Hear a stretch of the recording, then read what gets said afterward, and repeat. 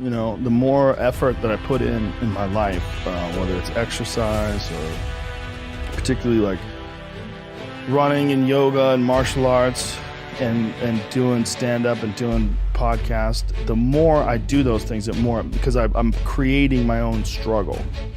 And I feel like there's a lot of benefit in creating your own struggle rather than, like, if you see a lot of people that run into like a lot of struggle with life, like just life in general, in terms of like relationships and friendships and fallings out, a lot of that seems to me that people need a certain amount of conflict and a certain amount of struggle. And they create that struggle if they don't get it in some sort of a organic form. You know, if you're not at war with the neighboring tribe, or you're not worried about predators, you create this struggle with your girlfriend or with your buddies, or, you know, with the people at work, your coworkers. The more I create my own struggle, the more I orchestrate it through training, through exercise, and just rigorous physical struggle where you're knocking on the door of whether or not your body is going to make it through this. The more you do that, the more I feel like it minimizes those other struggles in life. I like it that way better. I don't need any real horse in my life. There's a thing that you can do where you can get used to action. Like Jocko Willink is a perfect example. You know, he has that thing on his, if you go to his Instagram page, almost every other photo is a watch. And it's a watch that says 4:30 in the morning, because that's when he gets up and he works out. And he earns the sunset. And he does that, he's so disciplined, and he's got this saying that's a great saying: discipline equals freedom. And it's true, because he's able to force himself to do that every single time. There's no excuses, there's no breaks, there's no days off. It doesn't happen. So because of that, you're not scared.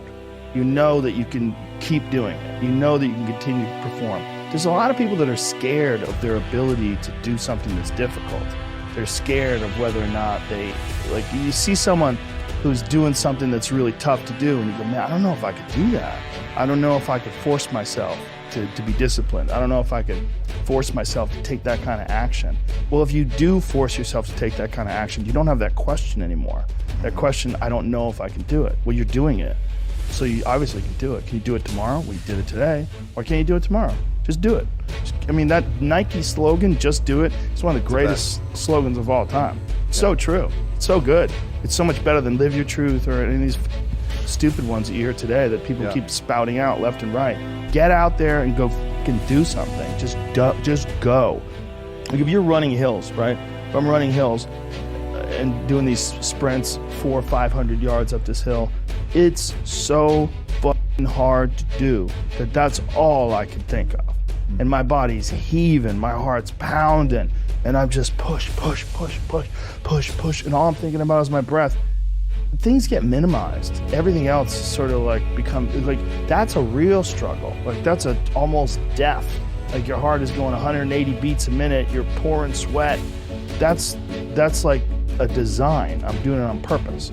And I'm doing it to squeeze out all the excess energy and angst that my body might be putting off, that sort of confuses you about the real significance of interpersonal conflict and relationship conflict and work conflict. So much of it is like exaggerated by your own body's desire for some sort of action, something going on. So I've found that the more I do that myself, the less I have that in my everyday life. And then also I have to do all the shit I'm supposed to do. I have to do all the work.